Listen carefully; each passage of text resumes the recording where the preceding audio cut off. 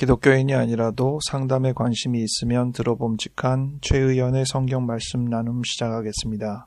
오늘 3월 30일 사순절 제4주 주일을 위한 말씀으로 고린도후서 5장 18절부터 21절 말씀을 가지고 화목하게 하는 직분이라는 제목으로 말씀을 나누겠습니다. 제가 오늘 여러분에게 한마디를 드리겠는데 어떤 느낌을 갖게 되는지 한번 들어보세요. 여러분, 화해하세요. 어떤 것이 떠오르십니까? 누가 떠오르십니까? 그리고 화해하고픈 마음이 먼저 떠오르십니까? 거부하고픈 마음이 먼저 떠오르십니까? 지금 여러분이 드는 이 생각을 가지고 오늘 나누는 여러 가지 이야기들을 함께 생각해 보면 도움이 될 거라고 생각합니다. 빈 의자 기법이라고 있어요. 심리극에서 나오는 용어인데요. 말 그대로 빈 의자를 사용합니다. 심리극 무대에서 의자 하나를 내놓고 진행자가 그렇게 말합니다. 이 의자에 누가 앉아있다고 생각해 보세요. 이렇게 가정을 하죠. 그래서 그에게 말을 걸어보세요. 이렇게 하는 겁니다. 그래서 이 빈 의자 기법은 여러 가지로 응용이 됩니다. 다양하게 사용할 수가 있어요. 가령 한 사람이 억울한 마음에 대해서 표현하고자 이 심리극 무대에 서게 됐다고 가정해 봅시다. 그에게 이런저런 이야기를 하는 중에 10년 전에 자기 아버지가 자기를 도둑놈으로 오해했던 사건을 기억해냈습니다. 여러 가지의 심리극 과정을 하다가 진행자가 의자 하나를 주인공 앞에 놓고 지금 이 의자에 아버지가 앉아있다고 생각해 보십시오. 당신은 10년 전에 그 누구입니다. 자, 이제 아버지한테 무슨 이야기를 하고 싶은지 생각해 보세요. 그리고 직접 아버지에게 말씀해 보세요. 이렇게 심리극을 진행할 수 있겠죠. 주인공은 아버지한테 하지 못했던 이야기를 이 심리극을 빌어서 전달할 수 있을 것입니다. 본인의 여러 가지 억울했던 감정들을 토로할 수 있는 시간을 가질 수도 있을 것입니다. 이렇게 빈 의자에 실제 대상을 가정하는 일들은 아주 흔한 가정입니다. 그 대상이 지금 생존해 있지만 이 자리에 같이 있지는 않는데 그래도 그 사람이 이 앞에 있다고 가정할 수도 있고 심지어는 고인이 된 어떤 대상을 지금 이 자리에 있다고 가정하고 이야기를 할 수 있습니다. 그리고 이 빈 의자에 자기를 앉힐 수 있습니다. 자기가 자기에게 이야기를 하는 것이죠. 또는 실제하지 않은 어떤 상징을 이 빈 의자에 앉힐 수도 있습니다. 과거에게 말을 걸어보자. 신체의 한 부분에게 말을 걸어보자. 돌에게 말을 걸어보자. 여러 가지 우리가 실제로 대화하지 않는 대상이지만 그 대상을 가정해서 이 빈 의자에 앉혀 있다고 가정하고 이야기를 걸 수도 있습니다. 빈 의자 기법의 방식과 일반 상담에서의 방식의 차이는 아주 작은 차이지만 꽤나 강렬한 영향력의 차이가 있습니다. 상담 안에서도 아까 말씀드린 억울함을 이야기하다가 10년 전에 자기 아버지와의 어떤 관계들을 이야기할 수가 있잖아요. 그러면 상담사가 그렇게 물을 수도 있죠. 만약 지금 아버지가 옆에 계시다면 무슨 얘기를 해보고 싶으세요? 라고 할 수 있잖아요. 그러면 나는 아버지에게 어떤 식의 이야기를 하고 싶다라고 이렇게 말을 할 수 있을 겁니다. 근데 이거는 직접 아버지에게 말하듯이 하는 건 아니잖아요. 근데 심리극은 반드시 그것을 시켜요. 자, 그러면 지금 아버지 여기 있다고 가정하고 지금 아버지한테 얘기하듯이 바로 해보세요. 이렇게 하는 거죠. 마치 우리가 TV에서 영상편지 보듯이 직접 해보게 하는 것이 이 심리극에서의 가장 중요한 포인트입니다. 직접 해보는 것이 영향력이 다르죠. 치료 효과도 그런 면에서의 차이가 아닌가 싶습니다. 가장 큰 치료 효과는 카타르시스라고 할 수 있는데 감정의 정화가 일어나죠. 오늘 주제에 맞춰서 이야기하자면 화해가 가장 많이 일어나는 주제입니다. 누군가와의 감정적인 재구성, 자기 안에서 자기 안의 조화, 이러한 과정들이 이 빈 의자 기법을 통해서 우리가 얻을 수 있는 중요한 효과 중에 하나입니다. 성경에서도 물론 화해에 관한 몇 가지 이야기들이 잘 나오고 있습니다. 대표적으로 제가 생각하는 화해는 창세기에 있는 야곱과 에서의 화해입니다. 형과 동생의 관계가 굉장히 심리적으로 오그러졌다가 말년에 결정적인 순간에 재회하며 화해하는 과정. 그리고 요셉과 형들과의 화해도 꽤나 인상적인 화해의 부분이 되죠.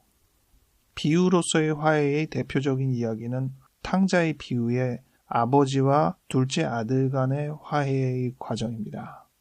이러한 이야기들은 굉장히 골이 깊게 관계가 벌어졌다가 그 관계가 다시 연결되는 reconcile, conciliate, 이 화해의 과정을 경험하게 되는 것입니다. 그런데 오늘 성경 고린도후서 5장 말씀 중에는 화목하게 하는 직분이라는 표현이 나옵니다. 바울과 그 일행들은 자신들이 화목하게 하는 직분, 화해하게 하는 직분을 받았다고 이야기하고 있습니다. 이 직분의 첫 번째는 먼저 자신이 하나님과 화해를 경험했다는 것입니다.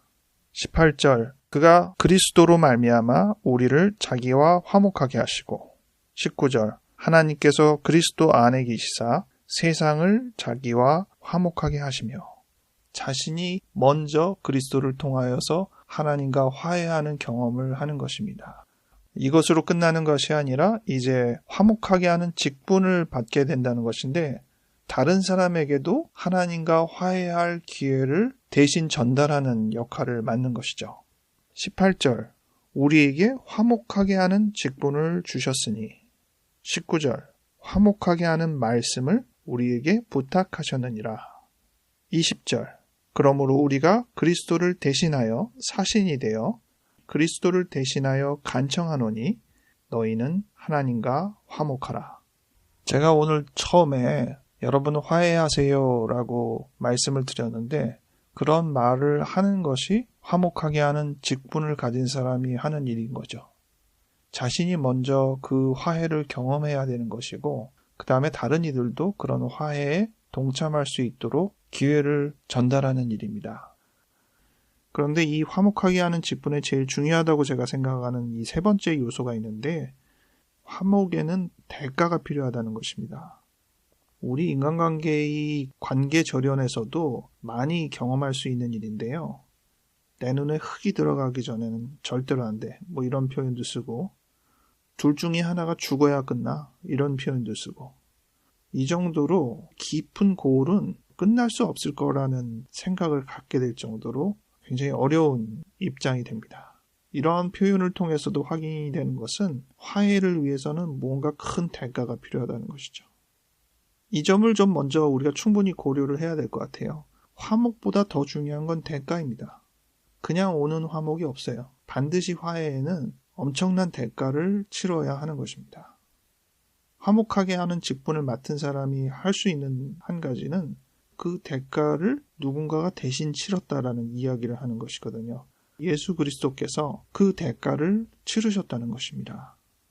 19절, 그들의 죄를 그들에게 돌리지 아니하시고, 21절, 하나님이 죄를 알지도 못하신 이를 우리를 대신하여 죄로 삼으신 것은 우리로 하여금 그 안에서 하나님의 의가 되게 하려 하심이라.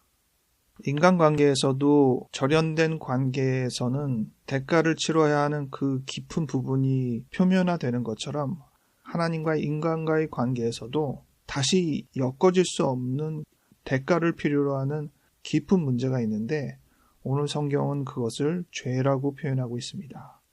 정말 이 죄는 죽어야만 끝나는 엄청난 대가를 치러야만 종결될 수 있는 사안의 것이라는 것이죠. 그렇기 때문에 죄 없으신 예수가 그것을 감당하시고 대신 죽으셨다는 것입니다.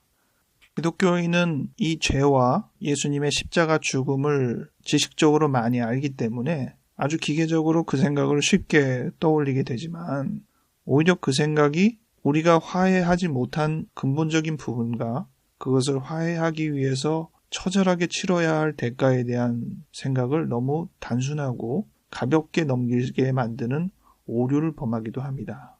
그래서 역으로 우리가 인간관계에서 웬만한 대가를 치러도 해결이 못 될 만한 정도의 큰 문제를 떠오르고 그것을 죄라고 생각하시고 그것이 해소되기 위해서 치러야 할 그 대가를 죽음이라고 생각해 보시는 게 조금 더 실질적인 경험이 되지 않나 싶습니다. 다시 처음으로 돌아가 여러분에게 말씀드립니다. 여러분, 화해하세요. 어떠한 분들이 지배적으로 떠오릅니까? 화해하고픈 마음이 앞섭니까? 아니면 부정적인 감정이 훨씬 더 앞섭니까? 누군가가 화목하게 하는 직분을 받아 내 앞에 심리극의 진행자로 섰다고 가정해 봅시다. 그가 우리에게 의자를 하나 내어놓습니다. 당신이 지금 화해하지 못한 그 상대를 이 앞에 있다고 가정하고 그에게 하고 싶은 말을 해보세요. 이야기한다면 여러분은 어떤 이야기를 하시겠습니까? 그냥 생각으로만 떠오르지 말고 잠시 시간을 내서 말을 해보시면 어떨까 싶습니다. 지금 우리는 사순절을 보내고 있습니다. 예수께서 우리를 위하여 고난받으시고 죽으신 그 점을 기억하는 기간입니다. 화목에는 반드시 대가가 필요하되 그 대가를 예수님께서 대신 치르셨다는 오늘 본문의 말씀이 이 기간에 생각하여야 할 주제입니다. 당장 감정을 바꿀 수는 없을 것입니다. 하지만 이런 과정을 통해서 조금씩 변할 수 있는 기회를 갖게 된다면 그것이 우리의 삶을 한 걸음 한 걸음 변화시킬 수 있을 거라 생각합니다. 말씀을 정리합니다. 하나님께서는 먼저 우리에게 다가오셔서 그리스도를 통하여 우리와 하나님과의 관계를 회복시키셨습니다. 그리고 우리에게 부탁하십니다. 화해하라는 이야기를 다른 사람에게도 전달하도록 바울이 했듯이 우리도 사람들에게 전해야겠습니다. 여러분, 하나님과 화목하세요. 하나님과 화해할 때 비로소 우리 마음에 담겨있던 꽁꽁 얼어붙은 감정이 녹아들고 비로소 우리가 인간답게 생활할 수 있음을 깨닫게 될 것입니다. 그것이 가장 자연스럽고 아름다운 순리입니다. 하나님과 화해하세요. 기도하겠습니다. 하나님, 예수 그리스도를 통하여 우리와 하나님과의 관계를 회복시켜 주셔서 진실로 감사드립니다. 우리가 그 사랑 안에서 깊은 화해의 충만한 감정을 경험할 수 있도록 하시고 주님께서 주신 이 화목하게 하는 직분을 잘 감당할 수 있도록 도와주시옵소서. 어떤 이에게 화해하라는 말을 전달해야 할까요?